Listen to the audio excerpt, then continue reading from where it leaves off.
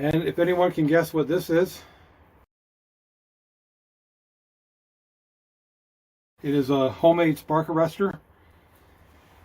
It is really windy out there and dry, and I need something to put over top of my stovepipe to minimize any sparks coming out. I don't want to start a fire.